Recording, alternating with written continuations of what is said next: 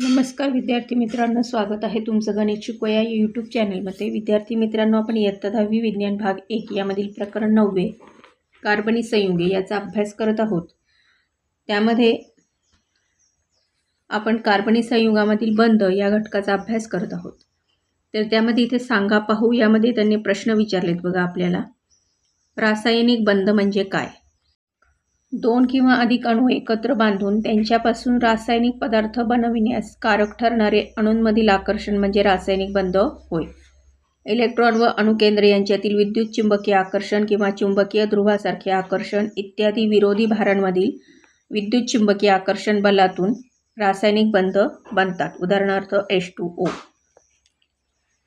आणि त्याची हे बघा इथे ही आकृती आहे त्याची। पुढचा प्रश्न आहे, मूलद्रव्याचा एक अणू जितके रासायनिक बंध तयार करतो त्या संख्येला काय म्हणतात?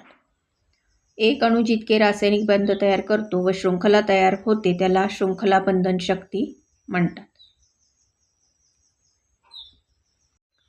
रासायनिक बंधाचे दोन महत्त्वाचे प्रकार कोणते? रासायनिक संयुगाचे आयनिक बंध व सहसंयोजी बंध हे दोन महत्त्वाचे प्रकार आहेत। आयनिक बंध हा दोन विरुद्ध विद्युतभार म्हणजे धन व ऋण असलेल्या आयनांमधील विद्युतस्थितिक आकर्षणातून उपजणारा रासायनिक बंध असतो। आणि सहसंयोजी बंध हा दोन अणू दरम्यान इलेक्ट्रॉन जोड्यांनी बनणारा संयुजेचा बंध असतो।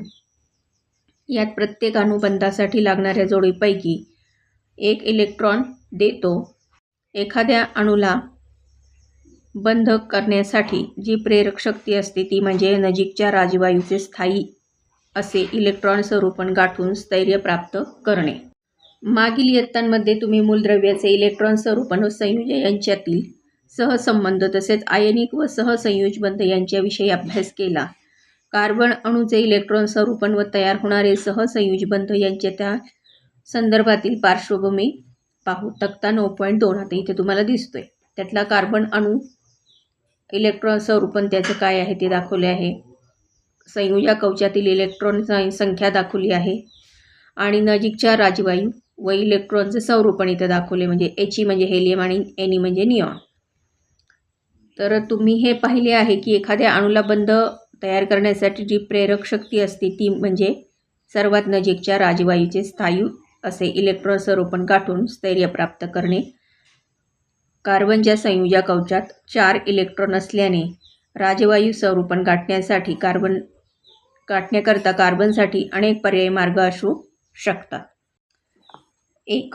संयुजा कवचातील एकामागून एक असे 4ही इलेक्ट्रॉन गमावून हेलियम या राजवायूचे स्वरूपण गाठणे। या पद्धतीमध्ये प्रत्येक इलेक्ट्रॉन गमावताना अणूवरील निव्वळ धनप्रभार वाढत जातो। त्यामुळे पुढचा इलेक्ट्रॉन गमावताना आधीपेक्षा जास्त ऊर्जा लागून ते काम आणखी अवघड होत जाते। शिवाय या प्रक्रियेत अंतिमतः तयार होणाऱ्या C4+ या धन आयनाला राजवायू स्वरूपण असून सुद्धा त्याच्या लहान आकारमानावर असलेल्या निव्वळ उच्च प्रभारामुळे तो अस्थायी ठरतो। त्यामुळे कार्बन अणू राजवायू स्वरूपण गाठण्यासाठी हा मार्ग घेत नाही।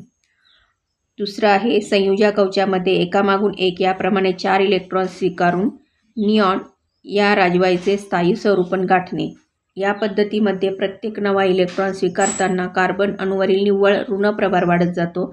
यामुळे पुढचा इलेक्ट्रॉन स्वीकारताना वाढीव प्रतिकर्षण बलावर मात करण्यासाठी जास्त ऊर्जा लागून ते काम आणखी अवघड होत जाते। शिवाय या प्रक्रियेत अंतिमतः तयार होणारा C4- हा ऋण आयन हा त्याला राजवायू स्वरूपण असून सुद्धा अस्थायी असतो, कारण यात केंद्रकावरील अधिक 6 या धनप्रभारासाठी भोवतालच्या 10 इलेक्ट्रॉनांना धरून ठेवणे अवघड जाते। तसेच C4- हा ऋण आयन लहान आकारमानावरील निव्वळ उच्च प्रभारामुळे अस्थायी ठरतो। त्यामुळे राजवायू स्वरूपण गाठण्यासाठी कार्बन अणू हा मार्ग घेत नाही।